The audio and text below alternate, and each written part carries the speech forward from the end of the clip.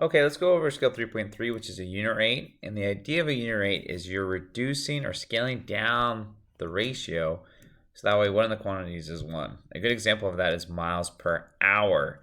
That is a unit rate because you're saying how many miles you travel in 1 hour.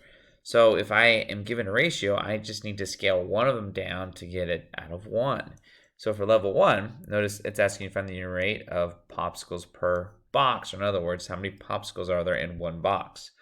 Well, if there are 72 popsicles in 8 boxes, I need to divide by 8, so that way I would get 1. Remember, that is going to be a 1 box. So if I divide 72 by 8, I will get 9.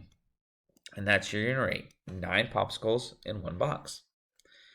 So really when we want the unit rate, you're scaling it down, you're dividing. That's really it. And so that's why it's really easy to find, and then it's really useful because then if I want to know how many there are in 20 boxes, I could scale up by multiplying this by 20 and multiplying that by 20. Okay? So let's take a look at level 2. So notice here it's asking you to determine the unit rate for each bot. Well, bot 1 is clicking at 17 clicks in 4 seconds. If I want to know the unit rate, I need to either figure out how long it takes bot 1 to do 1 click in how many seconds, or in other words, in how many clicks per second. So I think we're going to go with how many clicks per second. To do that, I'm going to divide by 4, because if I divide 4 by 4, I get 1 second. So let's find out how many clicks I get in 1 second. So if I divide 17 by 4, notice that's going to give me a decimal. So let me pull out a calculator to help me calculate what that would be. It's going to be somewhere around 4.2-ish or so, but we'll see once I get the calculator up. Well, we'll see. Doesn't seem to want to work. Let's see if I have another calculator that I can use. There we go. Okay, we'll just close that one. So 17 divided by 4. Ooh, let's clear that. 17. Oh man, having a little bit of issues here. 17 divided by 4. There we go. And that gives me 4.25. So this would be 4.25 clicks in 1 second. Okay? Let's take a look at bot 2. So this one's 21 clicks in 5 seconds. So what I'll do is I'll divide by 5, divide this by 5.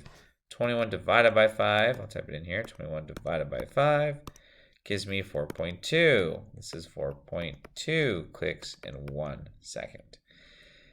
So if we were to compare these bots, we can see that bot 1 actually is going faster, just a little bit, because you see how 4.25 is a little larger than 4.2. So that idea of a unit rate is useful here because we can compare them. It's easier to compare speeds of something if they're the same amount. In this case, 1 second. Okay? So knowing that, let's look at level 3, because you're being asked to figure out how fast or which car is faster, car A or car B. Well, again, we can get the same time, so we could scale the numbers up to get a common hour, like 20. Or what I could do is find the actual unit rate. So what I'll do is for car A, I'm going to calculate the unit rate by dividing by 4. So I'm going to take 300. Let's pull my calculator up. 300 divided by 4.